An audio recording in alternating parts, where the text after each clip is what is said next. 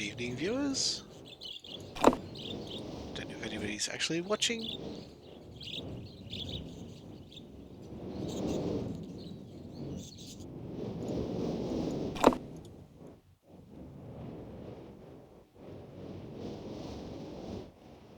But this is a very old favourite game of mine.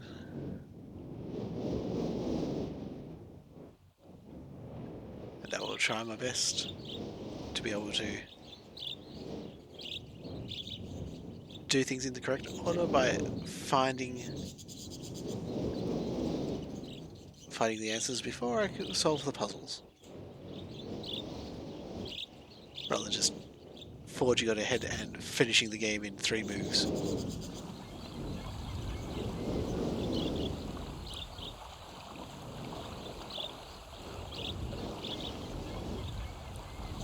One, two, three,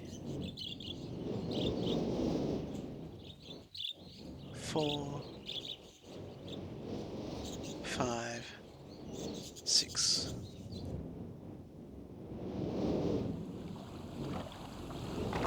7 and 8. We have 8 Marcus victims. Now we can go and check out Atris's message to Catherine.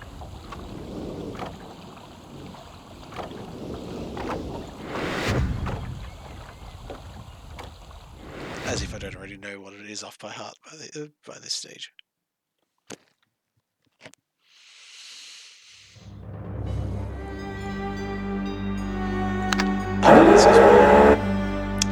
I've been obsessed by this series for about 20 odd years now.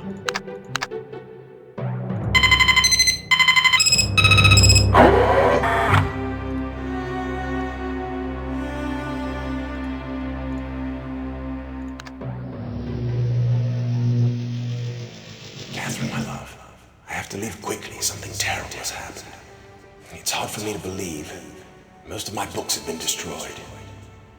Catherine is one of our sons. I suspect Agamemnon, but I shouldn't leap to conclusions. I'll find him and Cirrus as well. Oh, I should have known better than to have left my library unchecked for so long. Well, I've removed the remaining undamaged books from the library and placed them in their places of protection. You shouldn't have to use the books until I return, but if you've forgotten the access keys, remember the tower rotation. Oh, and don't worry, Catherine, everything will be fine. I'll see you shortly. Oh, and erase this message after you've viewed it, just to be safe.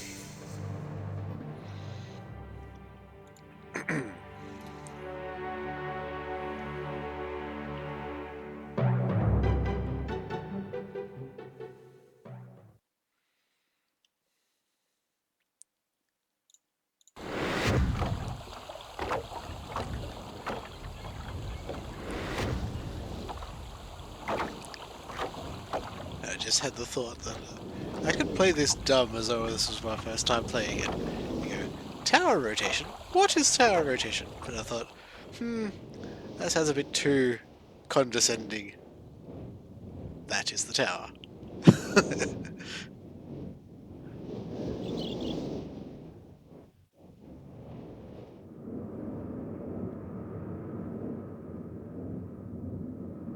So here we have the Myst library, which is the central hub that started it all.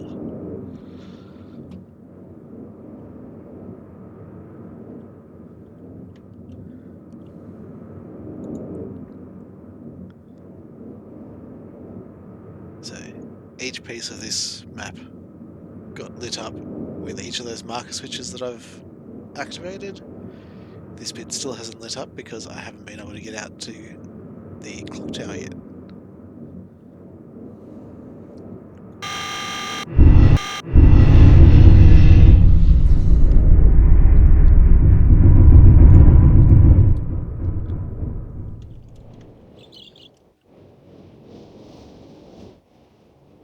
I wonder if they've actually animated that turning.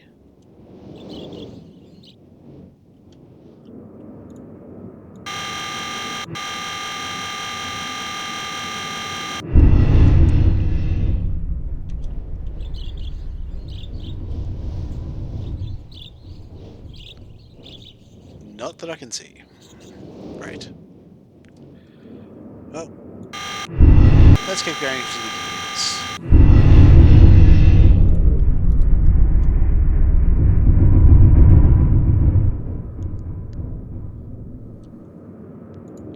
What is this? A book?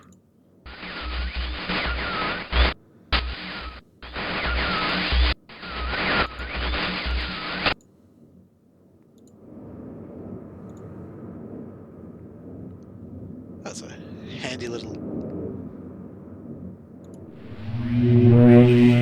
tutorial.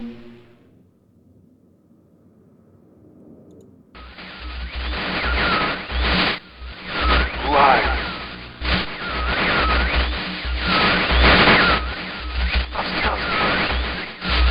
Bring me a red plate.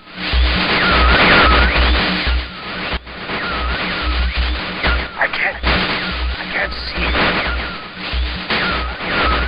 I need a red plate, you must.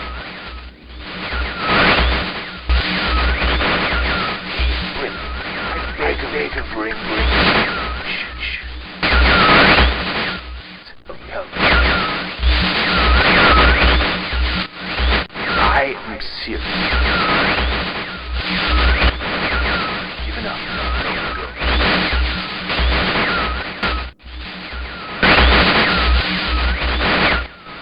There is one thing I must rescue. You must.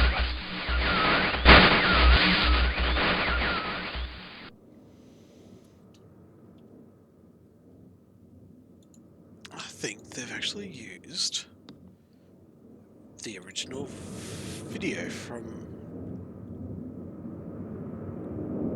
the original release of Myst.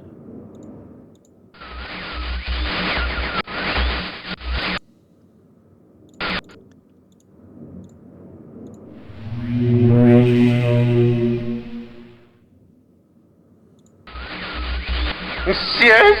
Is that you? Are you? See you. Nah. Help me. Bring blue pages.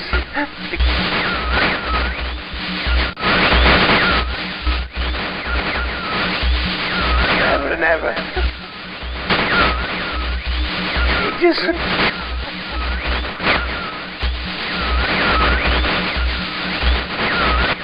I must have the blue page.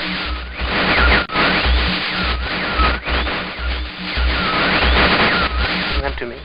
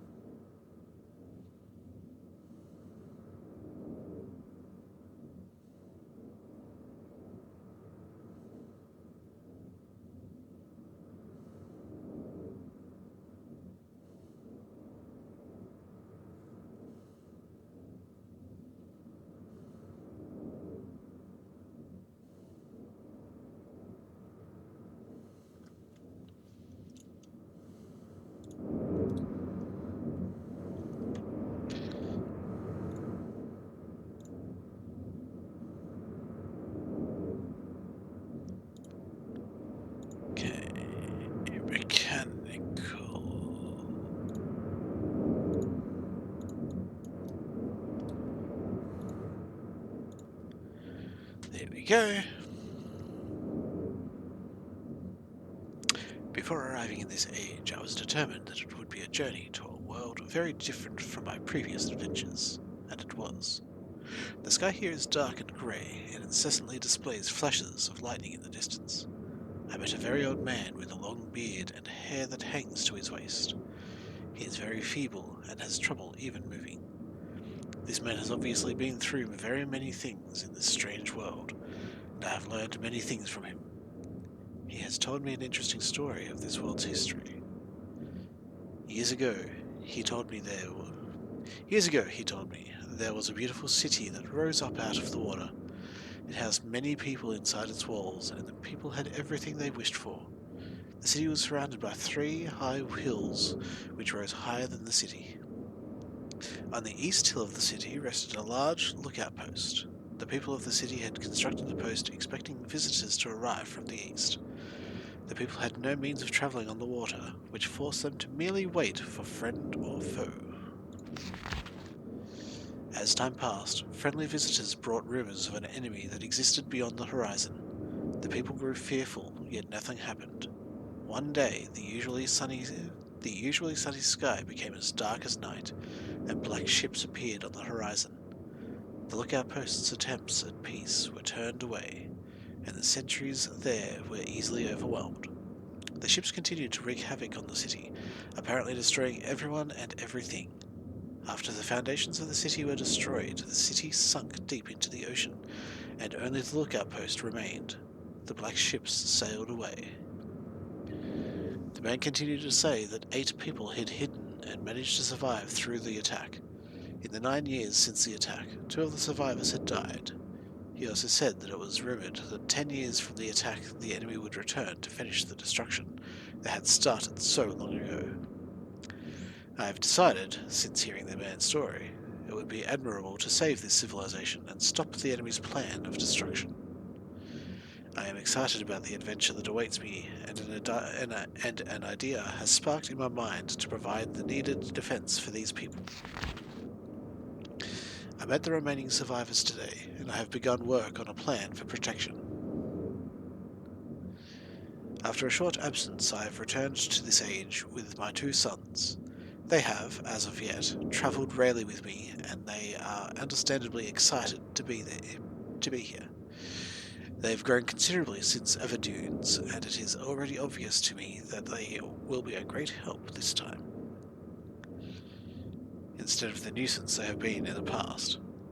All 3 of us, along with the 4 of the healthier survivors, began construction today. We are building upon the old city's ruins, which will provide a perfect foundation for our fortress. My sons have been spending much of their spare time on the South Island, where most of my materials are stored. I am very pleased with their intelligence, and their creativity is refreshing to see, as they work on some small projects of their own. It has been over 4 months now, and construction is going well. My sons love the world, except for its grey sky. They detest the grey sky, and tell me many times they wish the sky here were like the blue sky in Myst. The old man I first talked to tells me that the enemy is due in 4 months.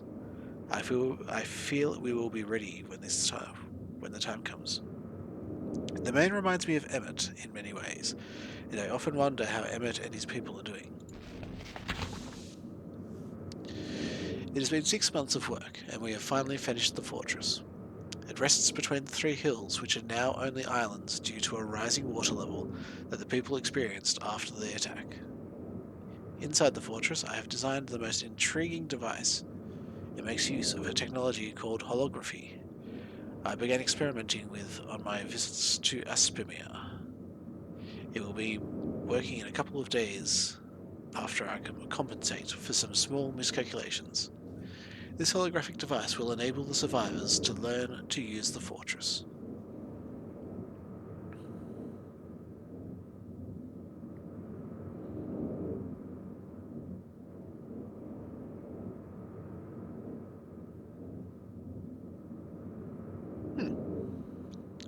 The enemy is due to come soon. I trust the fortress will provide sufficient protection for all of us.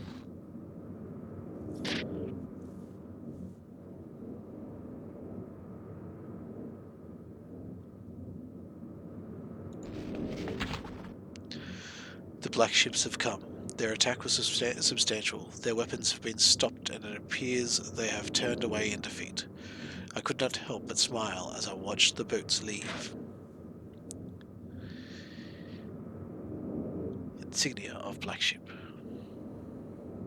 Last night we had a small celebration, and the old survivors danced their dances of old. My sons did not understand why the sky had not turned back to its original blue. The old man told them that the storms would never end until the enemy was destroyed. I assured my sons that the blue sky was not worth the risk of death, and they seemed to hear me. I have had many a healthy adventure and have begun work on a new book.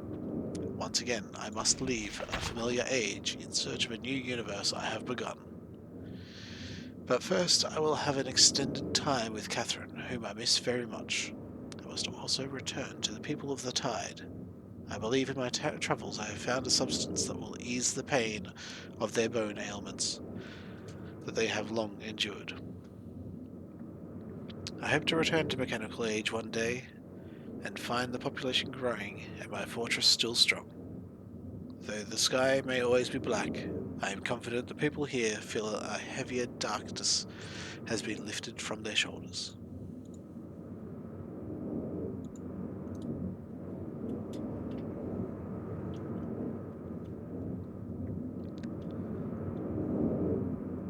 Hmm.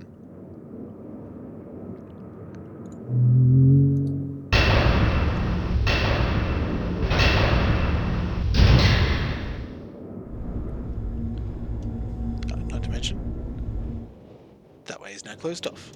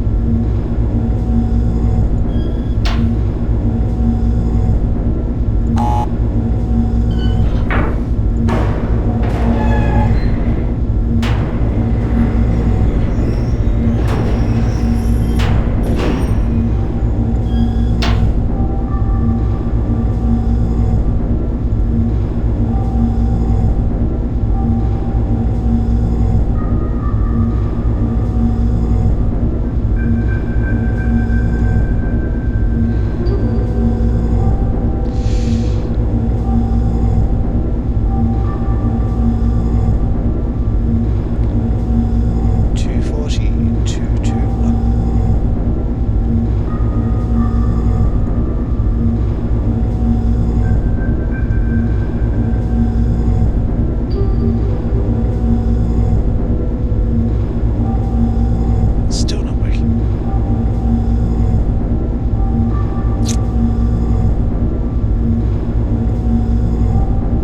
It's unfortunate.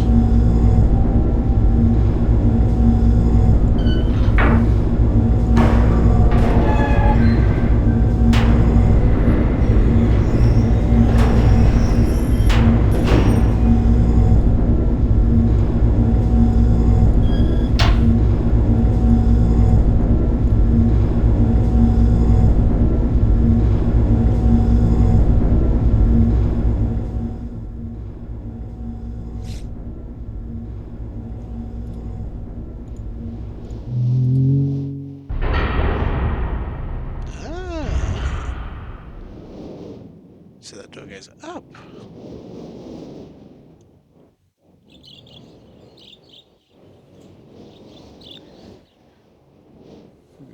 240, 221. And we are trying to get into the gears.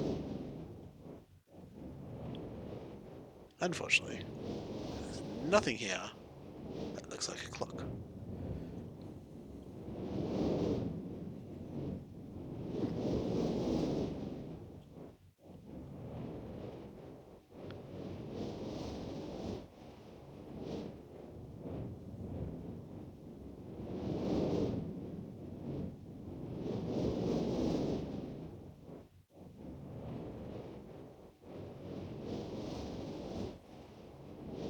Okay, either this version of realMyst doesn't have a day-night cycle, or It's that slow that can't see the sudden move.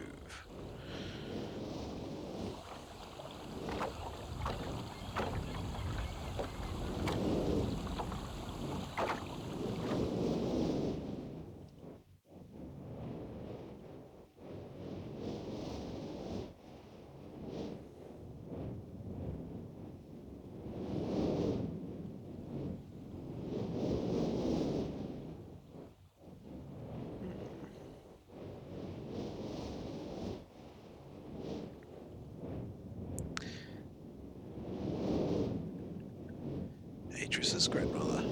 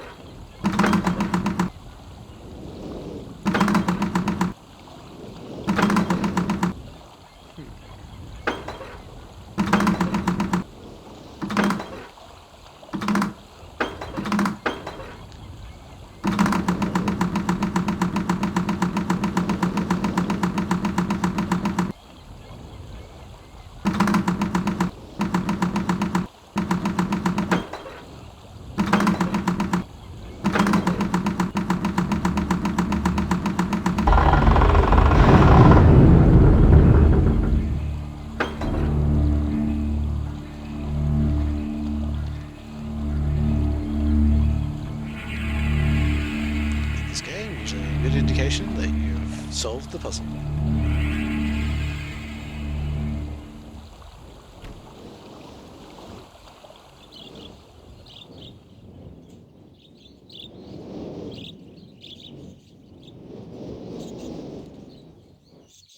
Yeah, okay, I think these graphics are looking a little bit better than what they were. Let's check out these flowers again.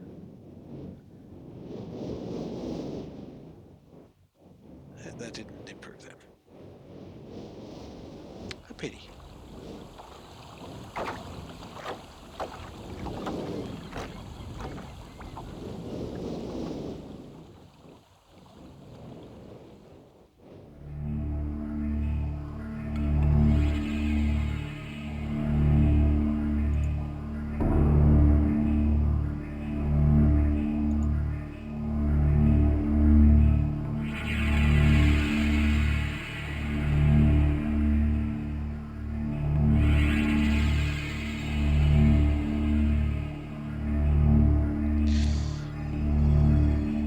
through my headphones, I'm actually getting a little bit of static every so often. If it's coming through the stream as well, guys, please let me know. Otherwise, it's just my headphones on their way out.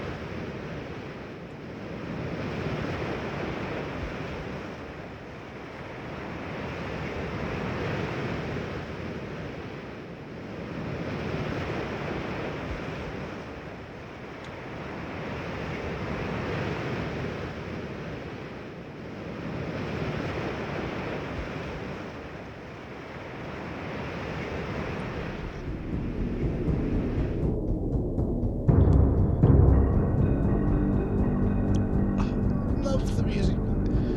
So love the music.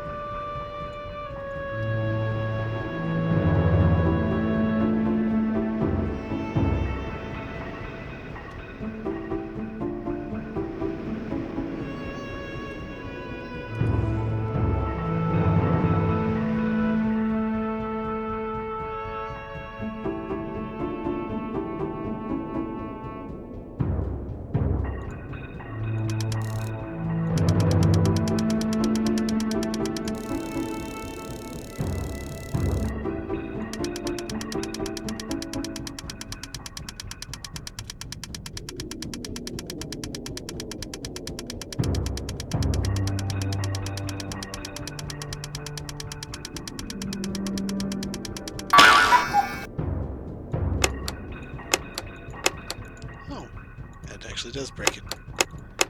Oh, oops.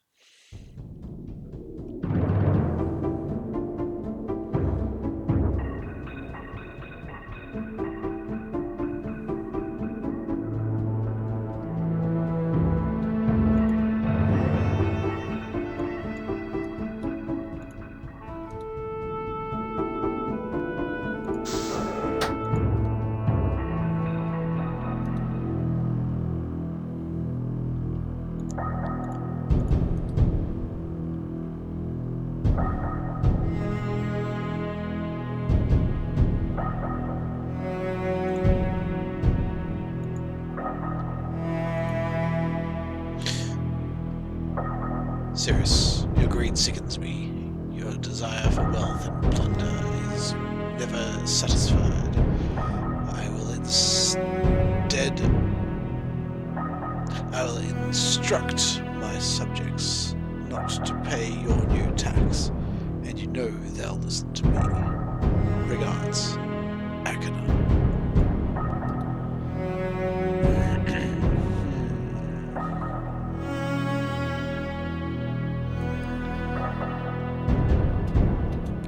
Cirrus being in the red book.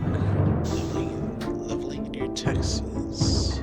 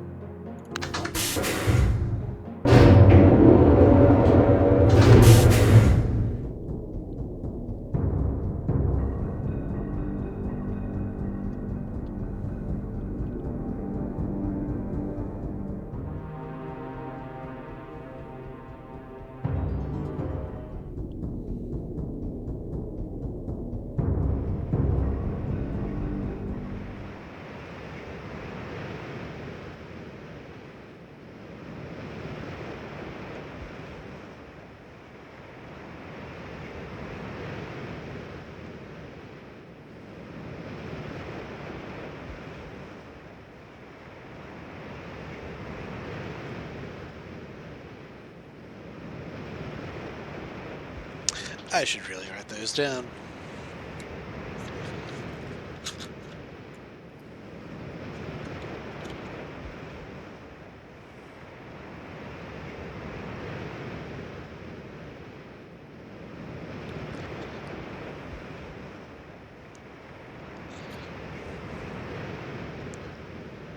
Because this is probably the one puzzle in the entire Myst game that I cannot remember the actual code.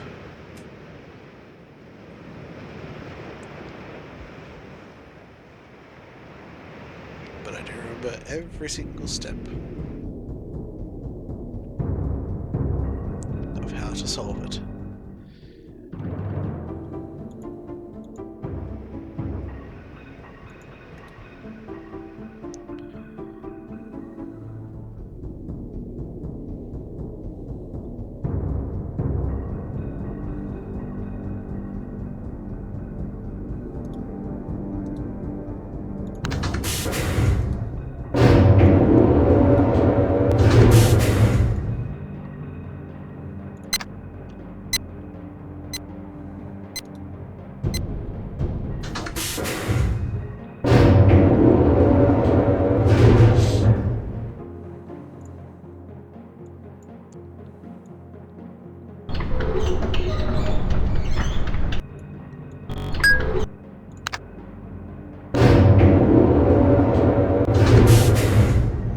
Was that the right sound?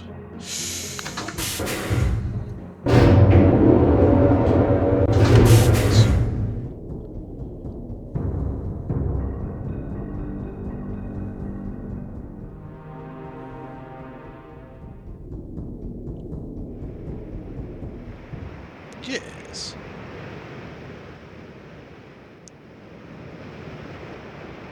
Mechanical is definitely on a day-night cycle.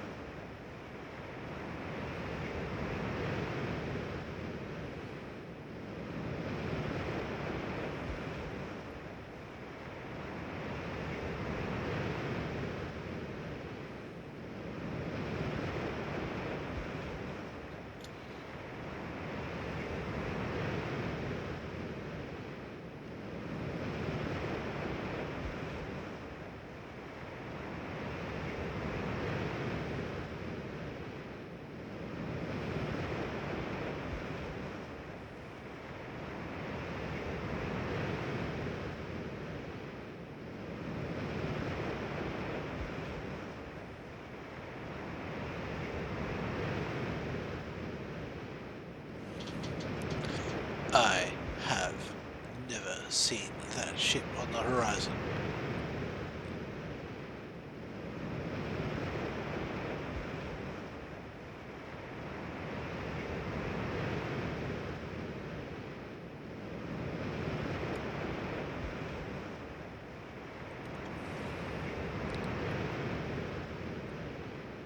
Is it newly added in this version only, or is that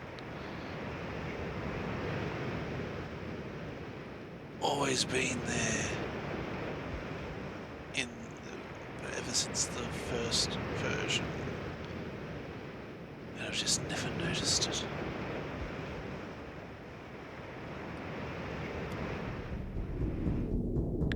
Looked like a bit of a derelict anyway, but... What the actual... I don't need that button.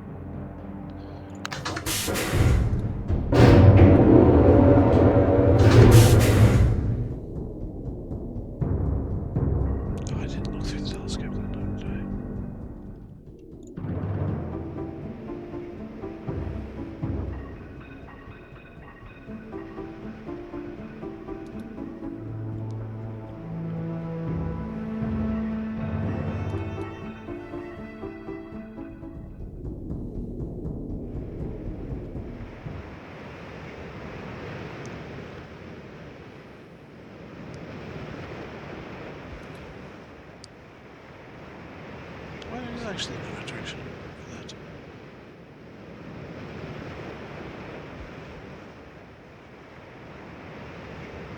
Huh.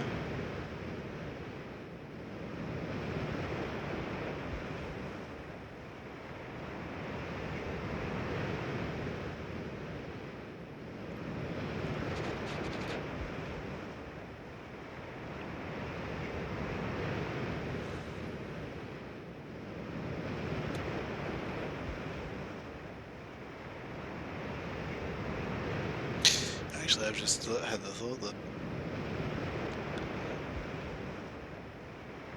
the day-night cycle of Myst could be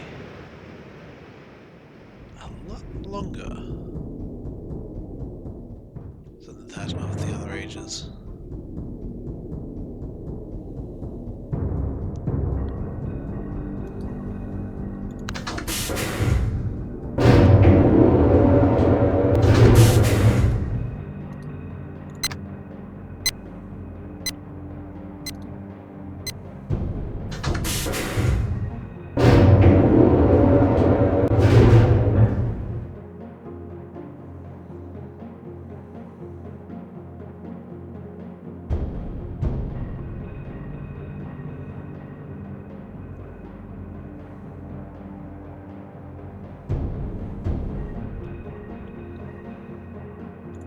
Okay, so power 1, 2, 3, 4.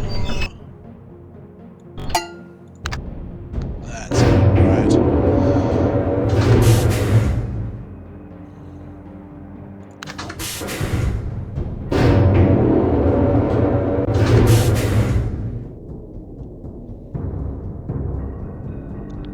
Now, which page to take back? Red or blue? Or does it matter which one I do first? I'll be coming back for the other one anyway.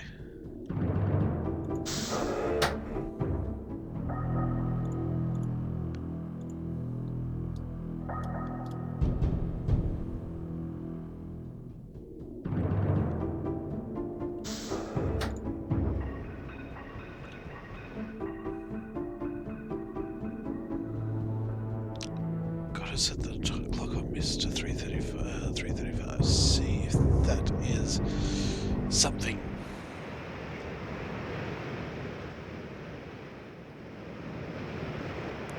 As in the original version of Myst, that little clock statue back there did not have hands. Ow.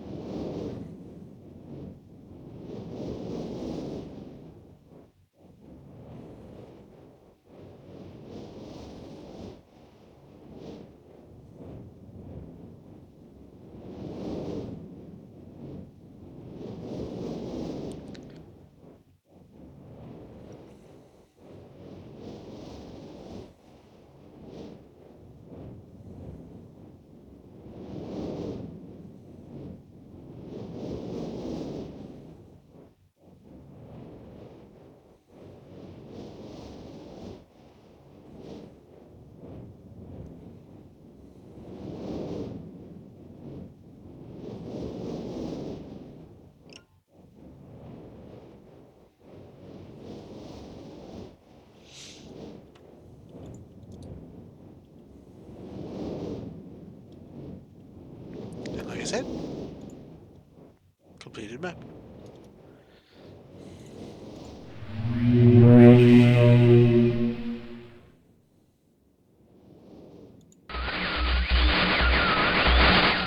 You've returned. Thank you for bringing the red thing.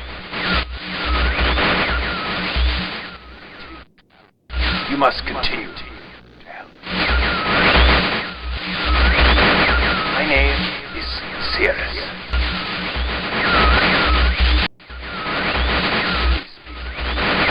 I beg you to find the remaining red pages. You must release them.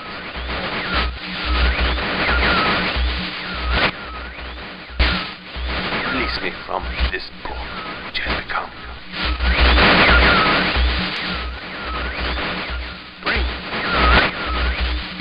I need more red pages, please. Beg. Don't waste time. Look.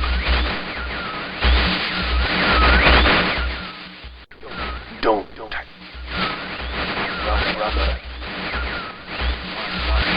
My brother is guilty.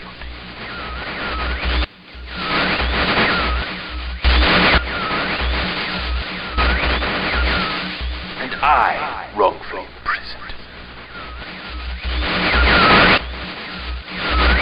Bring the red page to me.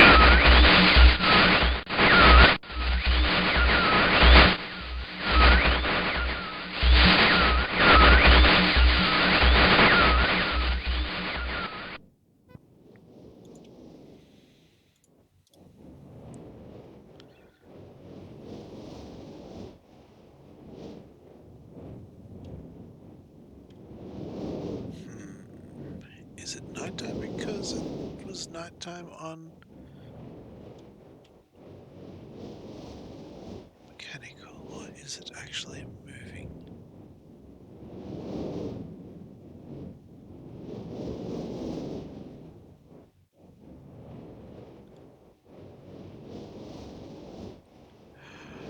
It is moving. Oh, it is on a day-night cycle. And yeah, Myst just must have a longer day than mechanical. Now, let's see what happens. I'll make this clock 3:35.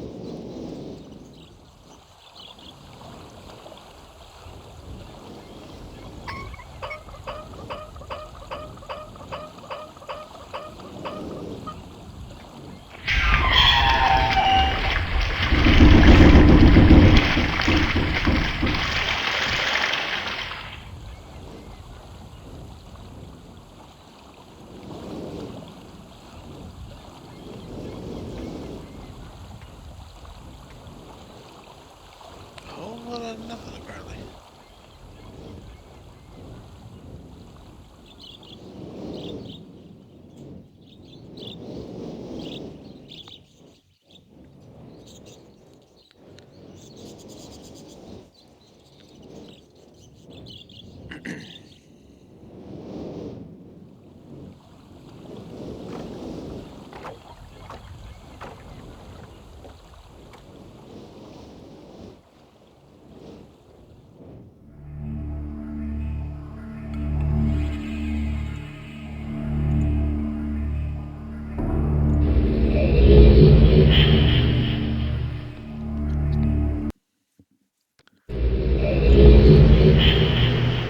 Let's see if the page shows the time. No, it does not.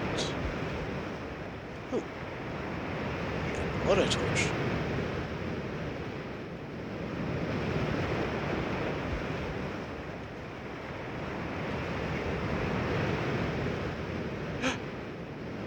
There is a button for it.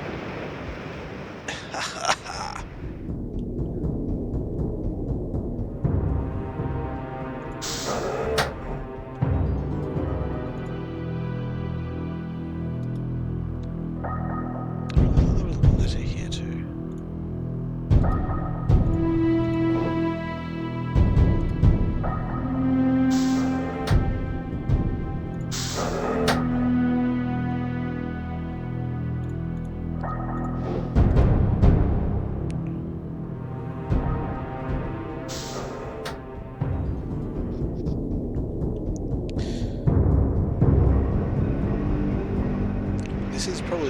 just aged to like the second page from once you've solved it.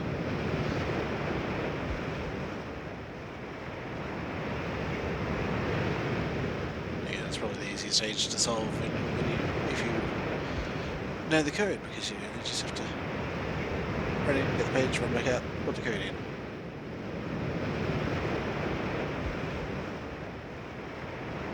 Such a cute tiny moon.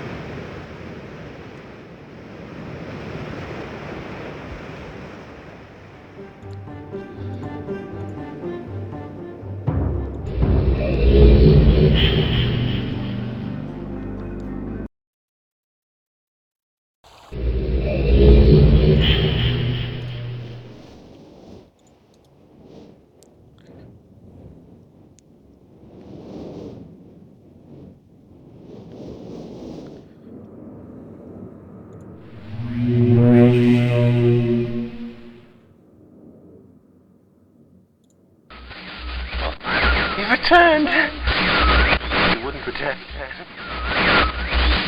Ages to rescue me. I'm Akinar. My brother, I beg you.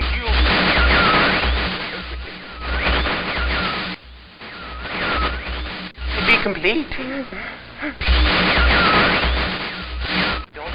Always blue pages. Listen to him. Not listen to my brother. An egotistical fool and a liar. Bring me the blue pages. Not the red ones. Don't bring the red ones. I implore you. I've been wrongfully imprisoned. You must leave. I will have my retribution. Please bring me the blue pages. Please.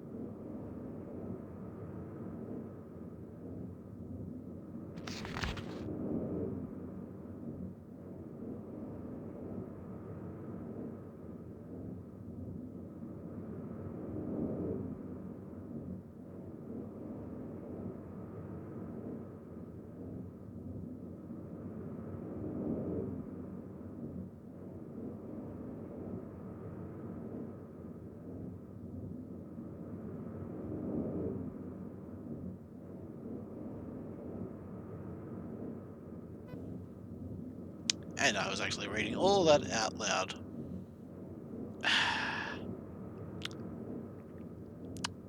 I had my mic on mute.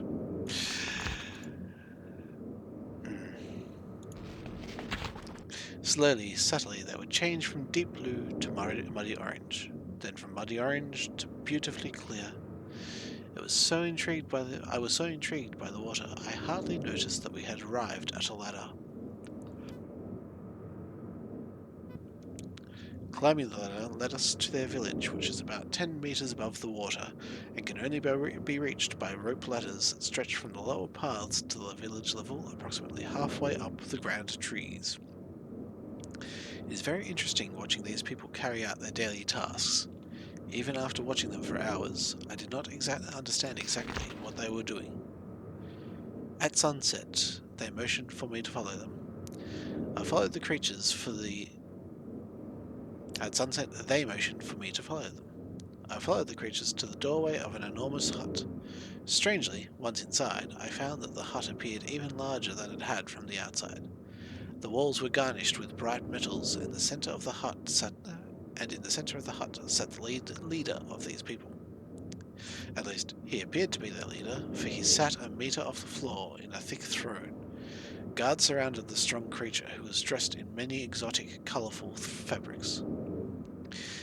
Next to the leader sat a very old human.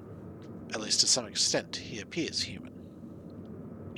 His hair, which was only on his face and head, was completely grey, almost white, and hung very long around his frail body.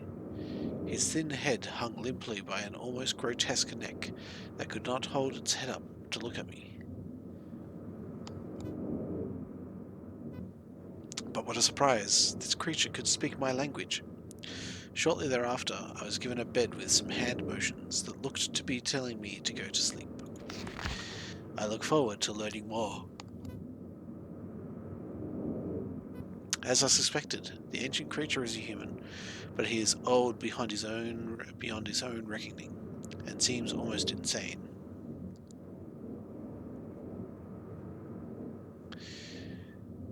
However, the tree dwellers almost revere him as a god. They are treating me now in the same fashion, which makes me feel very uncomfortable. It is almost impossible to understand this old man. His voice is feeble but wild. He has adopted much of the language of the tree dwellers. He himself told me he had not spoken our own tongue in ages. He attempted to explain to me the history of this place. The following is my best translation of what he has told me.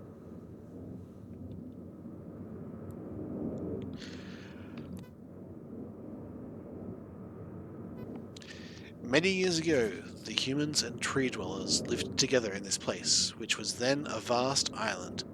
They interacted very little. The humans dwelt on the ground, and the tree dwellers lived high above the humans. Occasionally, the island was disturbed by mysterious rumblings, which happened randomly, some sort of tectonic or volcanic actions, I suspect. The sometimes slight and sometimes heavy tremors would only last a short time. Then they would stop, allowing everything to return to normal.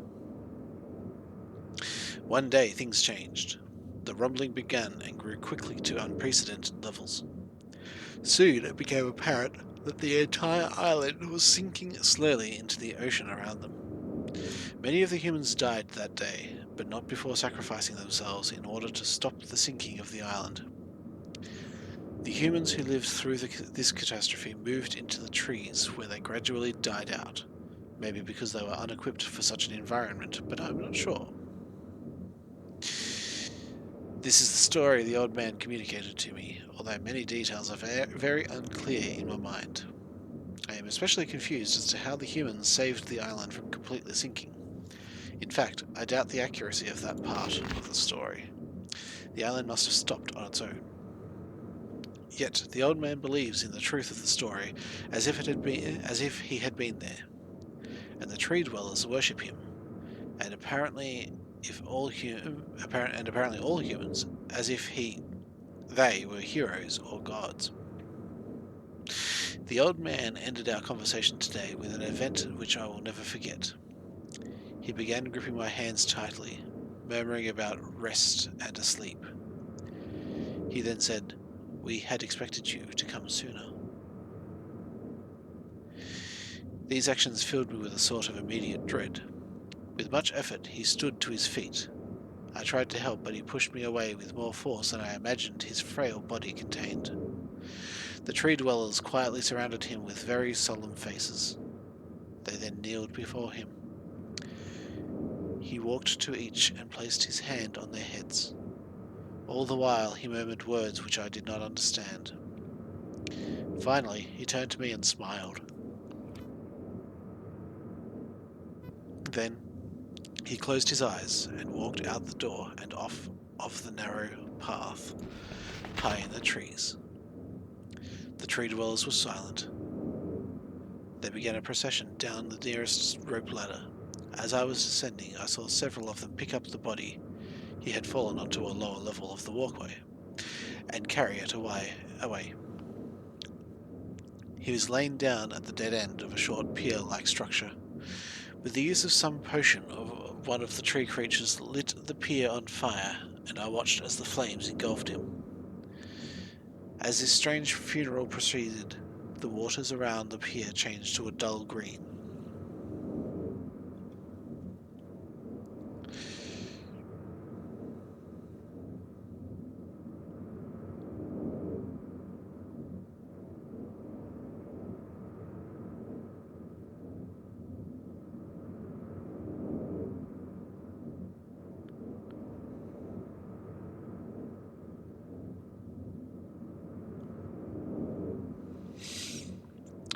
This morning I awoke, finding it hard to believe the previous evening's events. The water is a dull green for as far as I can see now. For some reason, the water no longer shifts colour. As I wander throughout the pathways, the creatures watch me, curious to see what I will do next. They are constantly offering me strange objects of affection. I even found food outside the doorway to the room in which I had slept.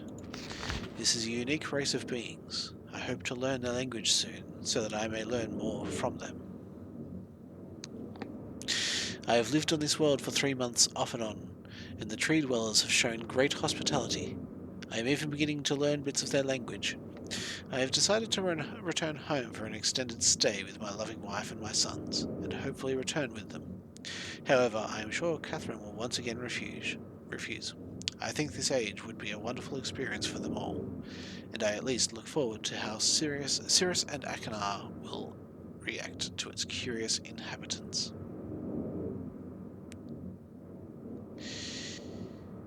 Catherine is staying behind, as expected. My sons have returned with me, and they enjoy this age very much. They get along very well with the tree dwellers and are picking up their language surprisingly fast. I have no doubt that it will not be too long until they can speak with the tree dwellers much better than myself. I am leaving tomorrow to check on Osmoyan age.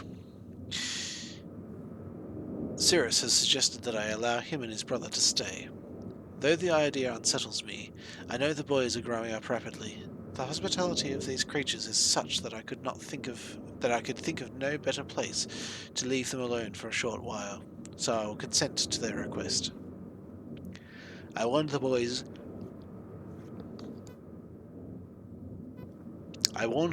not to take advantage of the respect the tree dwellers have for their ideas. They seem to understand my warning, and I have faith they will follow it. Much to my dismay, upon arriving in Everdunes, I learned that Pran and her people are continuing to be menaced by the Chochtik.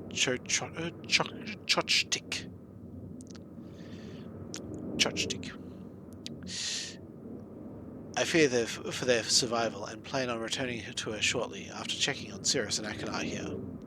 See Everdunes Journal for more information. After watching Cirrus and Achenar, I see they are handling things very well, and I think I can put to rest any fears about leaving them in Channelwood again, and for a little longer time. The tree dwellers seem slightly distressed that I am leaving, but are happy that Cirrus and Achenar are staying behind again. I have been gone for over 3 days, and have been to many different places. I had to tell Cirrus and Achenar about Pran's death today, and they were visibly shaken, although they only remembered her from their childhood. Catherine has suggested that it would be wise for Cirrus and Achenar to leave Channelwood for a while, and I have to agree. They will be returning with me when I leave again. I have told my sons that they will be returning with me in 2 days. They spent the entire night telling me of an adventure they experienced in my absence, and it was rather remarkable. It seems they constructed a boat with the creatures and travelled some ways out into the surrounding waters. I enjoy hearing them talk excitedly of their adventures, and am reminded of my own adventures as a child. I finally understand why the tree dwellers have been given me their many inks and insisting I write with them. Looking through some of the past entries, I see now that the inks have changed from the black I thought they were, to various different colours. I have shown some of the creatures my journal, and they laughed and howled. I did not know they had such a sense of humour. Even now, as I look through this very colourful journal, I cannot help but laugh myself. We will be returning tomorrow, so my sons are with the creatures for the last night here. They have told me they would like to come to Channelwood again, and also asked if they can visit some other ages alone. Though I will have to think over their request, I believe they have proven to me that they are trustworthy and responsible. Catherine will also have to help me decide whether they are ready for travel alone. For now, I must give my farewells to the creatures, for I do not know how long it will be until I visit this age again.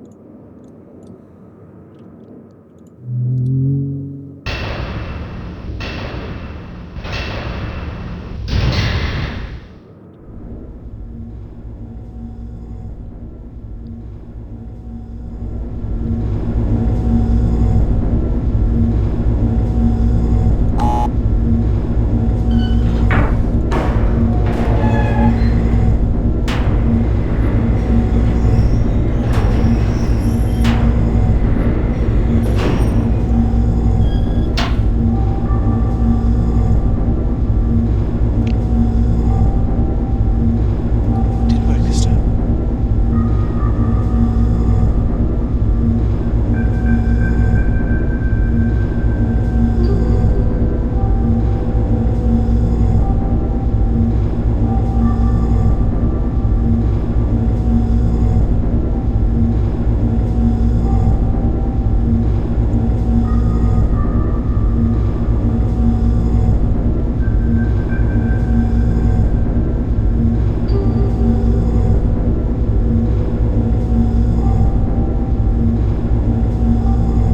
October 11, 1984, 10:04 a.m.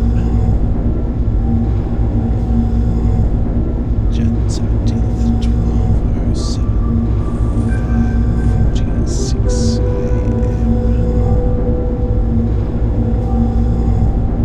November 23rd, 9,791, 6:57 p.m.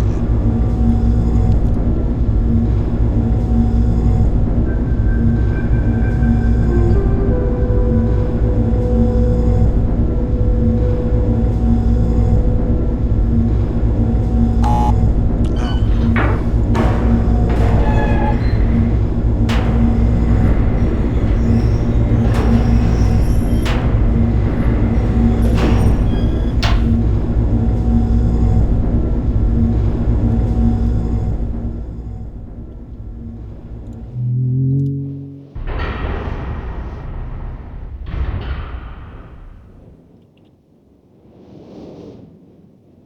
okay.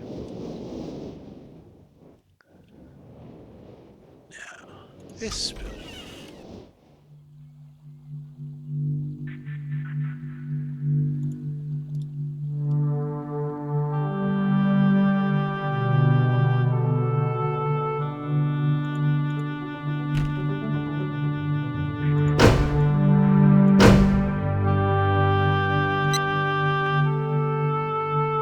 Okay, January 17th.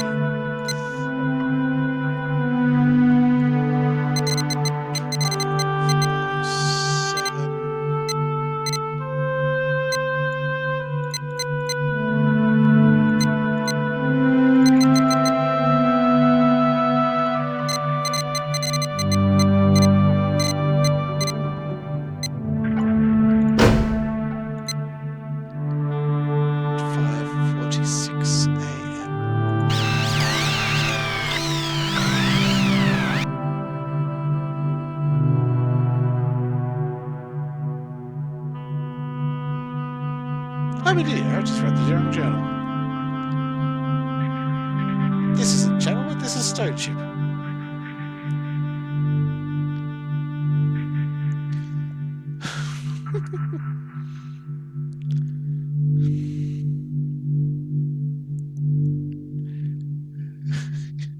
Because I was looking at this and going, oh yes, and now I'm going to go back to the journal to have a look at the constellations. Nope.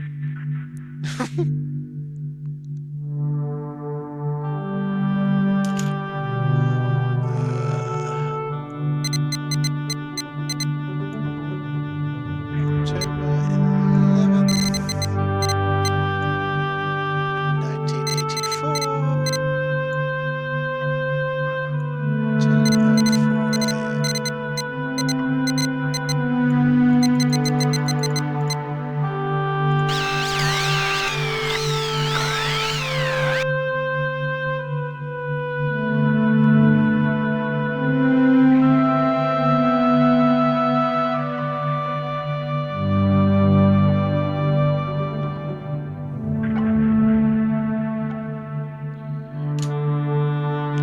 a.m. And while it's set to 1984,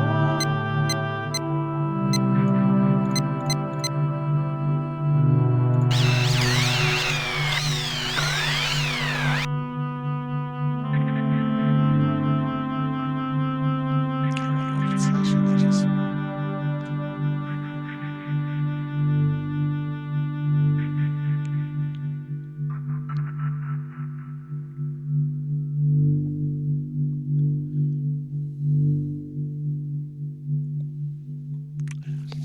I don't think it is actually one.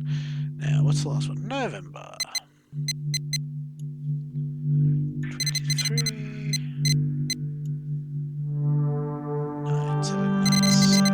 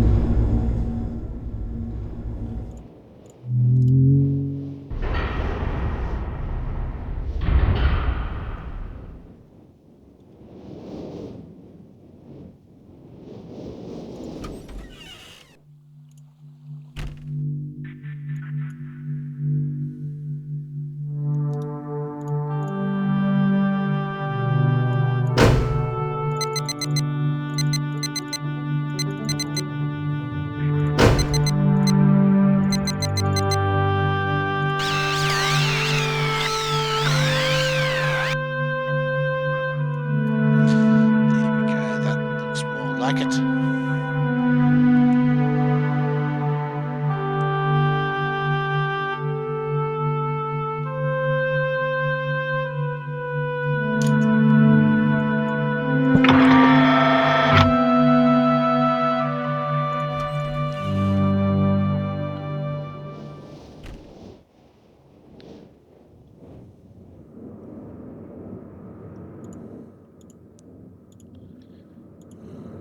Astonishing page.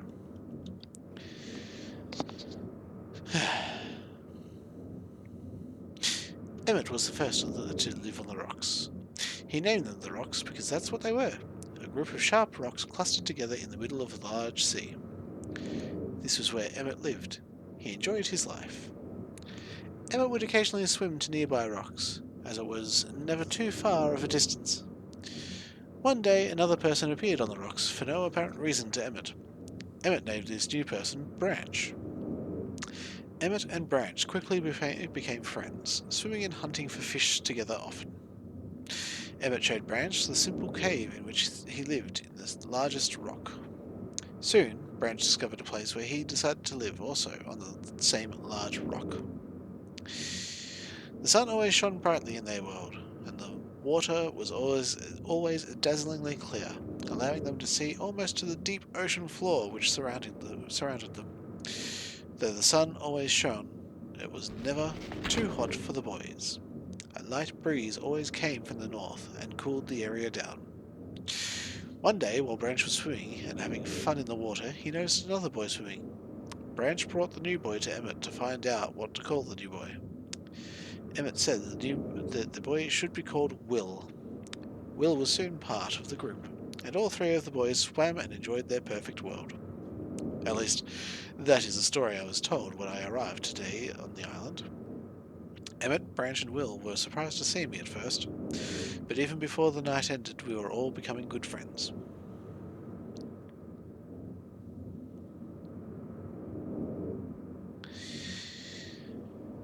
Today, the second day on this newly created age, a strange thing happened. It was not strange to me, but the three boys did not understand what was happening. While I was relaxing under a large tree on one of the smaller rock islands, it began to rain.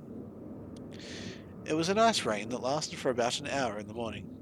I explained to the boys that the rain was not harmful, yet they obviously still feared it. Before going to sleep tonight, I told the boys I would leave the following day. I told them that while I was gone, I would make a surprising change in their world. They didn't understand. Not that I expected them to.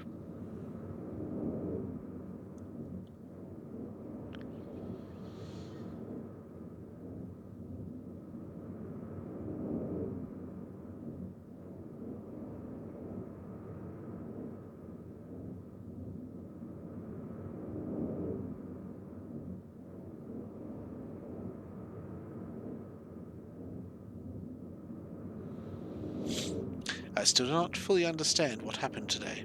I was experimenting with the art, testing the limits of the rules as dictated to me by Father. I attempted to create a boat by writing it into the world. I thought everything was planned correctly, yet somehow the boat had become gripped by the rock and broken in half. Although this test did not turn out as I had hoped, I now have answers to a few of the questions my father never answered. As for the boat, I can see the boys enjoy it anyway, and with that I am pleased. They have played on it all day, even though the boat cannot move. I have enjoyed studying from it. It is a much sturdier platform than the jagged rocks. In the course of my observations, I have learned some very interesting things regarding the solar system of this age. The nights are absolutely beautiful here. I have made note of and named a number of constellations that pass above me. Also during the night, I catch glimmers of light from the horizon, which I have not been able to discover if it is created by some natural phenomenon or by additional people on far-off islands or rocks. I should very much like to discover which. I rather suspect it is additional people, which would explain the appearance of Branch and Will. The rain today was slightly heavier than normal. Just when the boys were getting used to the light rains, a small storm arrived. They were frightened of the heavier rain, not to mention the thunder and lightning. If rain has never fallen here until recently, as the boys tell me, I would like to discover why it is falling now. Regardless, I have decided to return home for a short while. I have also been thinking of some plans for a lighthouse that I hope to construct soon. I think that perhaps by shining a bright light towards the horizon, it might prove my suspicions regarding additional inhabitants. They would be curious about the light and travel to discover its source, if they have the means.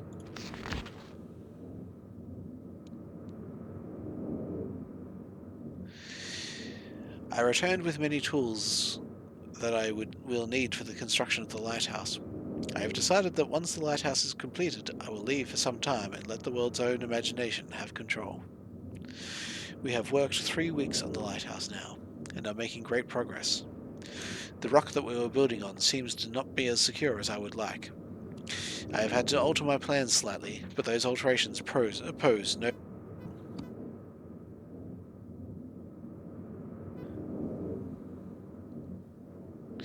The boys are quite strong and have been helping me immensely. I estimate construction will be done within 2 days. The lighthouse is finished, and we are all proud of our creation. The boys are amazed at the structure wrought from the rock with their own hands. That evening we powered up the generator, much to the boys' dread at first, and shined a great light to the horizon for many hours. I stayed the night in the top of the lighthouse, and in the morning awoke to observe the sunrise without my being coated with the chilly blanket of ocean dew I had become accustomed to.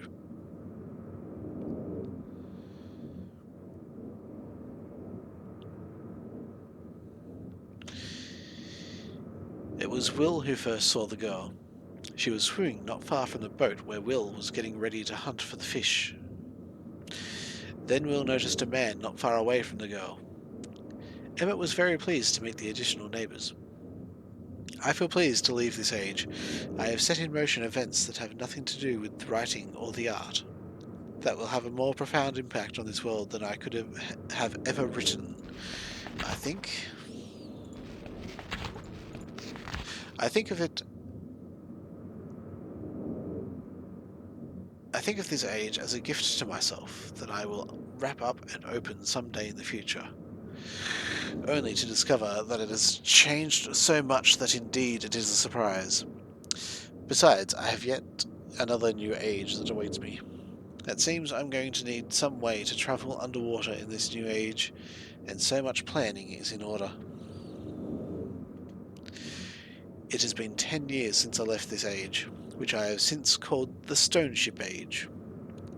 Upon returning, I cannot believe the changes that have taken place.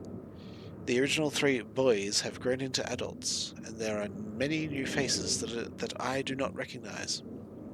Branch told me that it has not rained for 7 years, and the cool breezes are back again. They are all very content, and have been serving me with new foods and showing me new materials they have discovered. It even seems they have found gold somewhere. I see it in many forms around the island. My lighthouse has been kept in perfect condition, and it looks as if they have tried their very best to keep it so. Yet I have noted that the entire rock it was built on has sunk approximately 40 or 50 centimeters. After a wonderful visit with my old friends, I wonder aloud with them what things will be like here in another 10 years.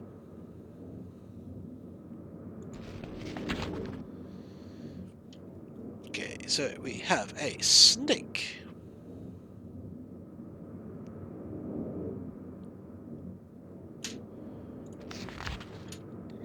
A beetle? Or spider?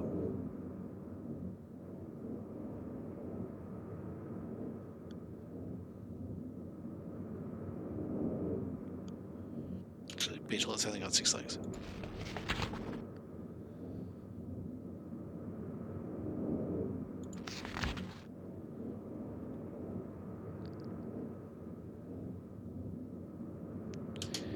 And a leaf.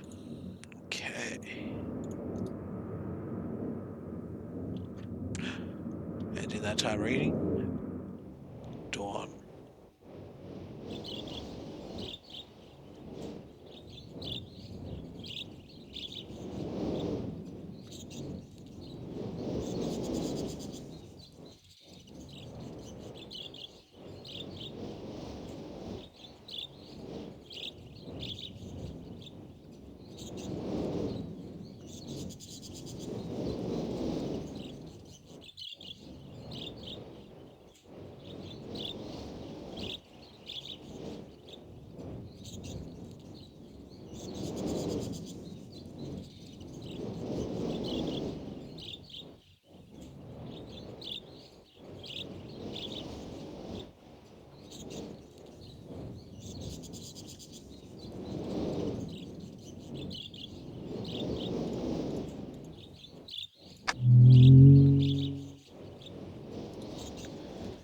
leaf,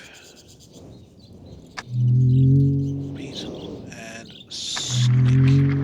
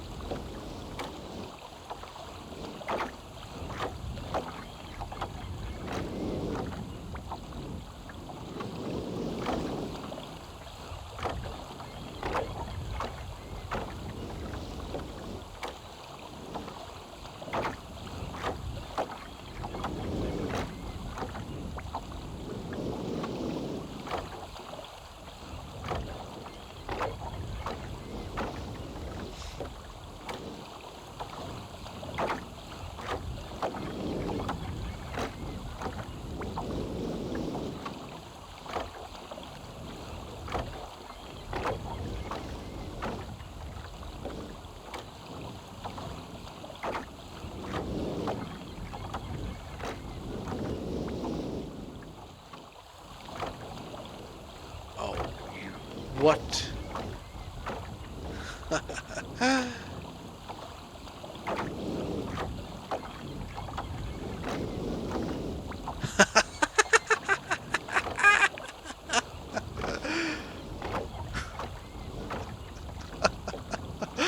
Oh, that's awesome.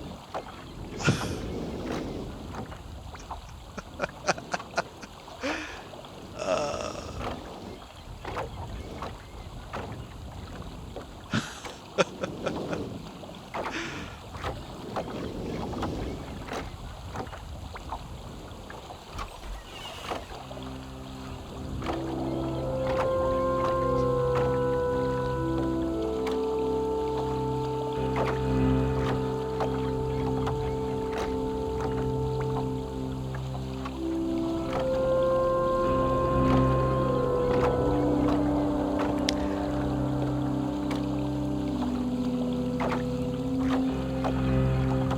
oh, welcome and thank you for the follow. Malam, is it Praydari?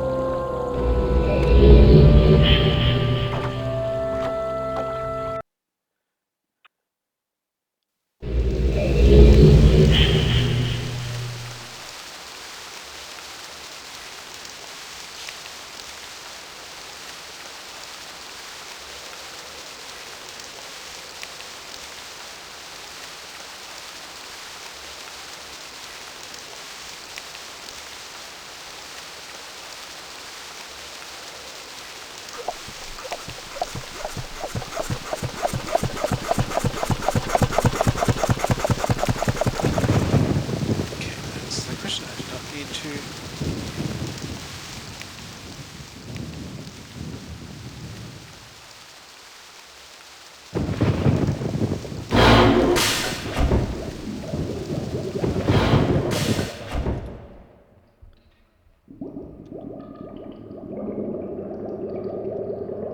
This is a bit of a cheat being able to use a torch down here.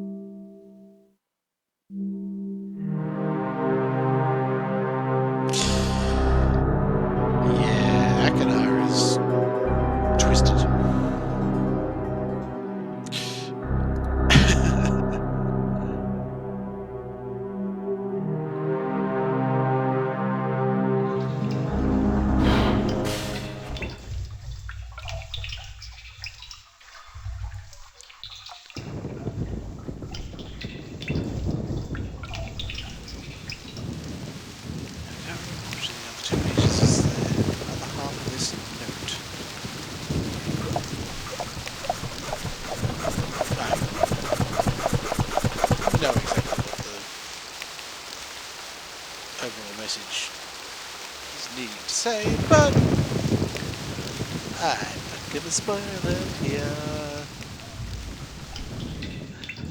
Not yet, anyway.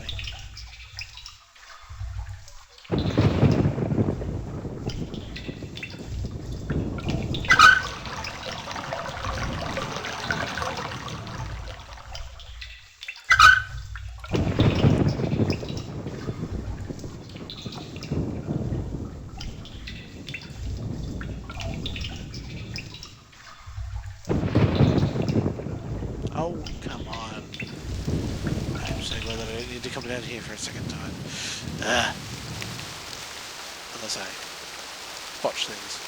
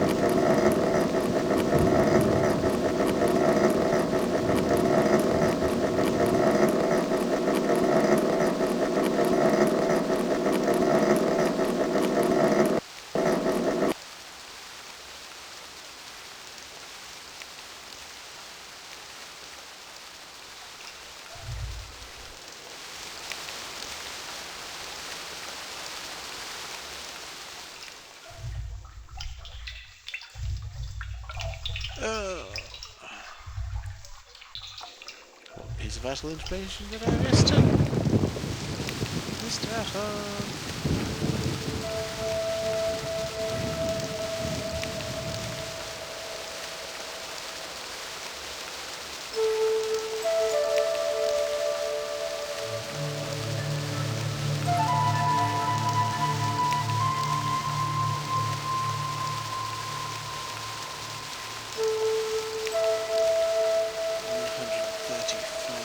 Degrees. So east. 8 degrees. 45. Okay.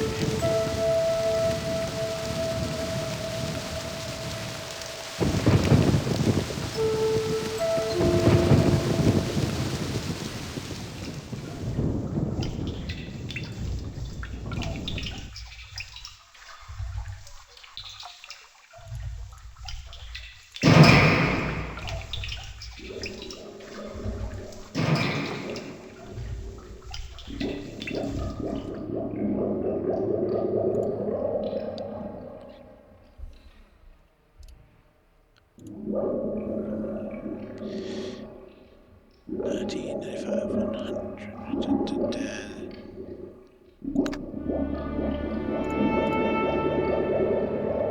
Yep.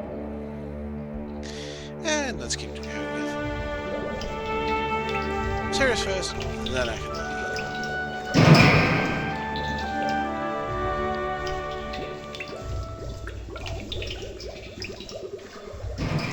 see what these brothers have to say. Where was that page? In the drawer.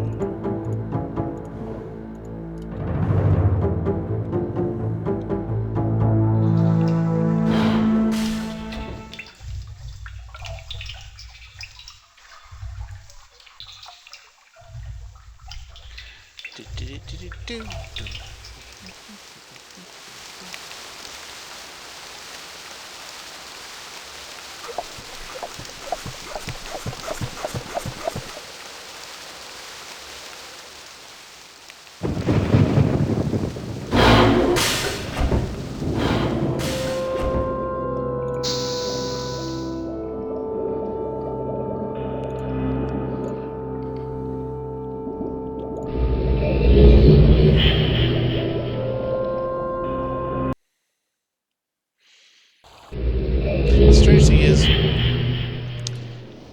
then this game revolves around traveling traveling to different worlds through books.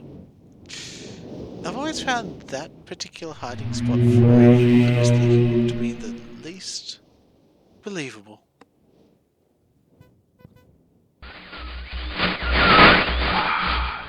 Have returned. Additional page.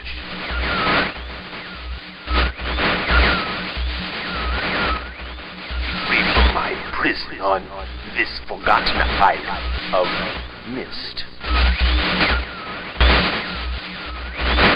I see that you are. I am called Sirius. I need all the red pages. I know. Must search and bring 2 more of the red pages. I am released, I promise. Don't touch the blue pages. That is where for my wicked brother,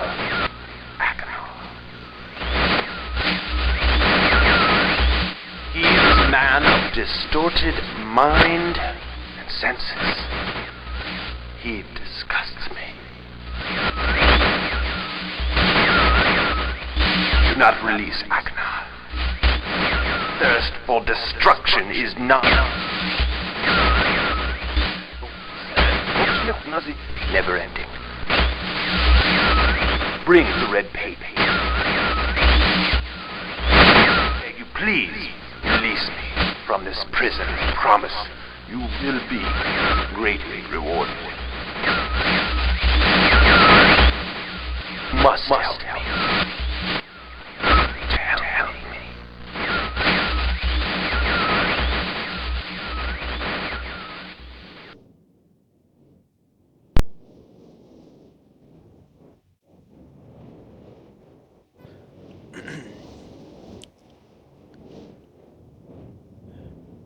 Yes, yes. Bring the red page. Do not touch the blue ones.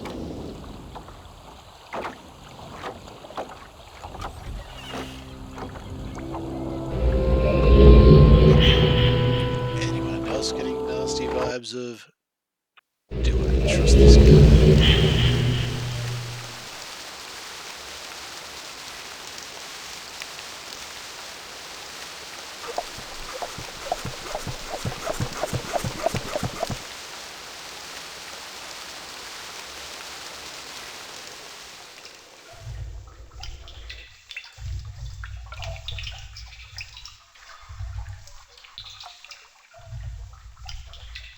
I'm very much assuming that the few people who are actually still watching me, assuming that you are watching me, hi, just type a hi in the chat if you're watching. I'm guessing that if you are watching me, you know these games.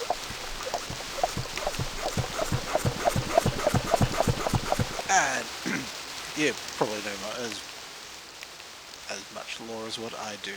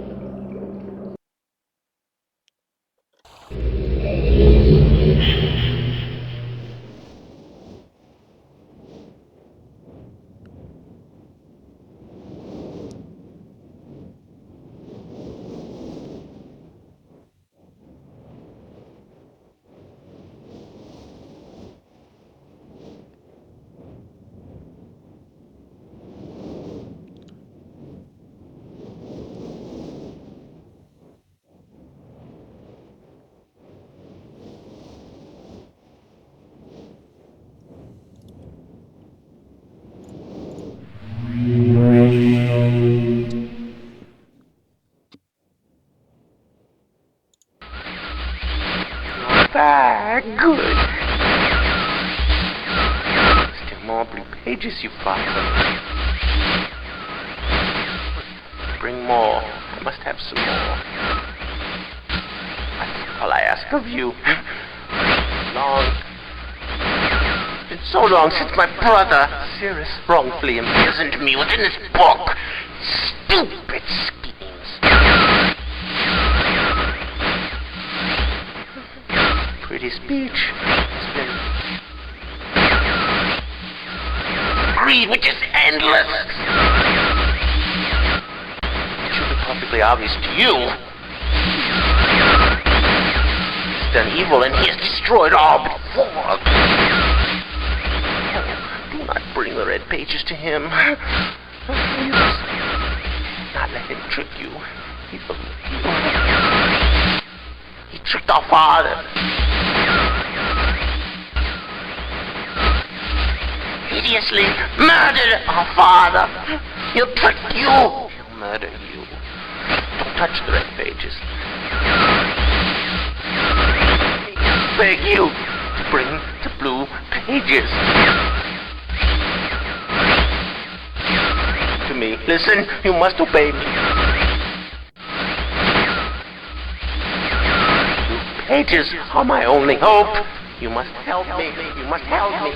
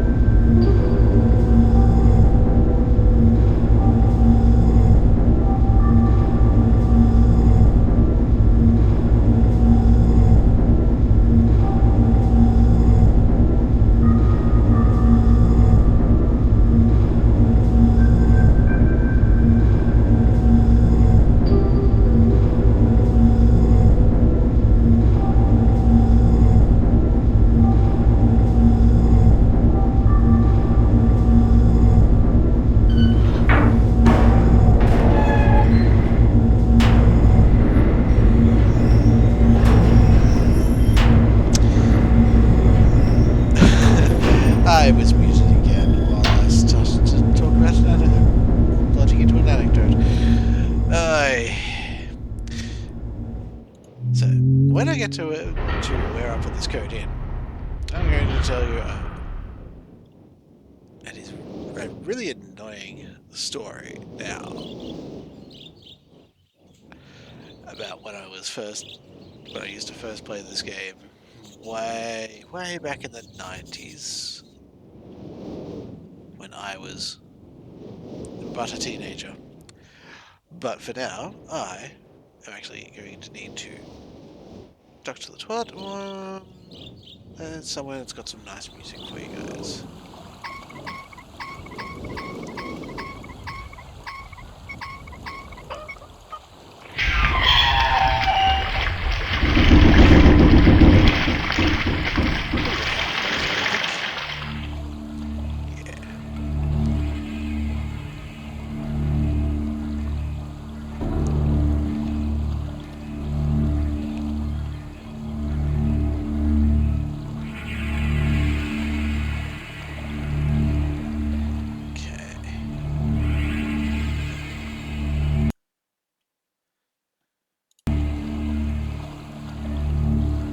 Moment, I will Return shortly.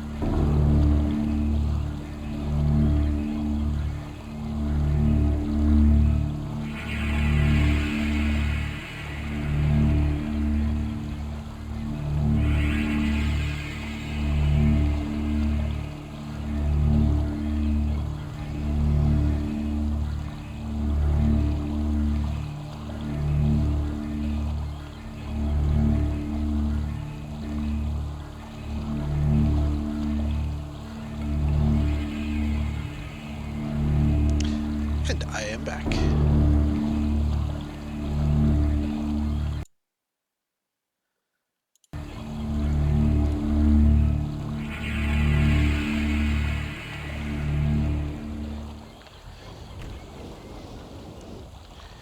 Okay.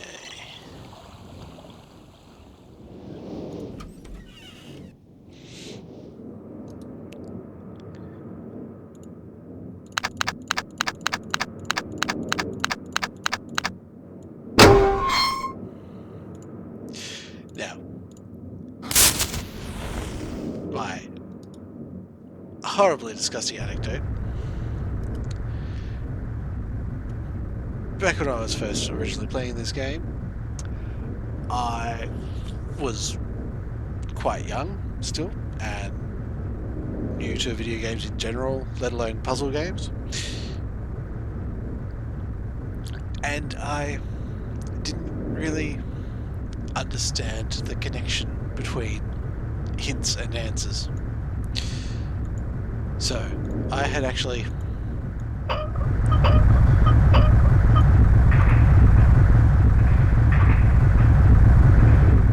I'd got up into the tunnel and the tower and saw the codes and whatnot up there. But I never understood how they actually connected to locations on the island. So when I've got to here, with the safe, I literally went through one number at a time trying the safe.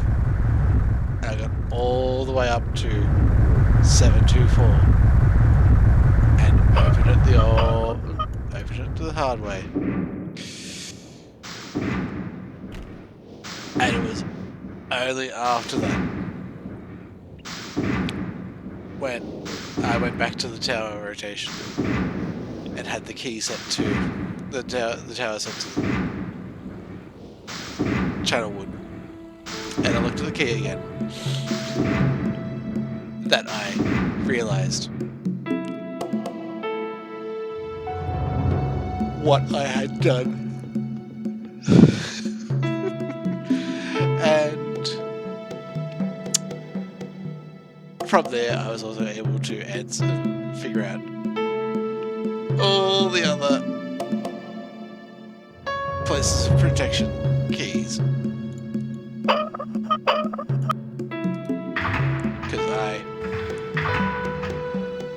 up until that point, this was the only age that I'd ever been able to access.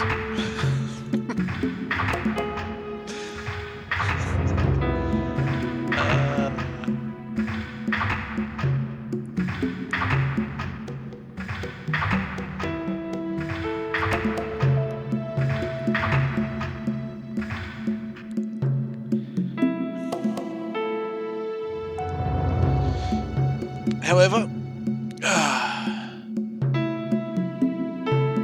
it is after 11 o'clock in the evening. I have been playing this for 2 hours now.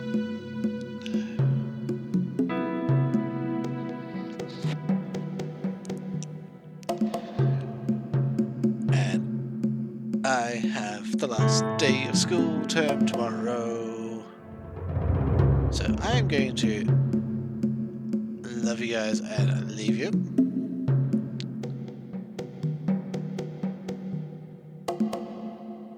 Because it is time for me to get to sleep.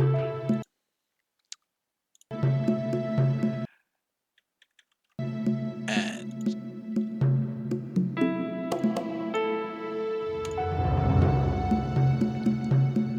I will probably be on again tomorrow night to do the last couple of ages.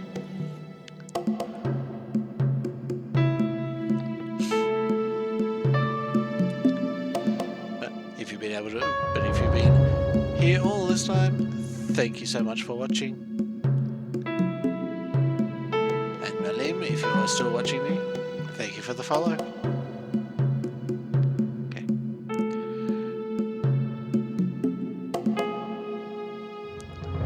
See you next time.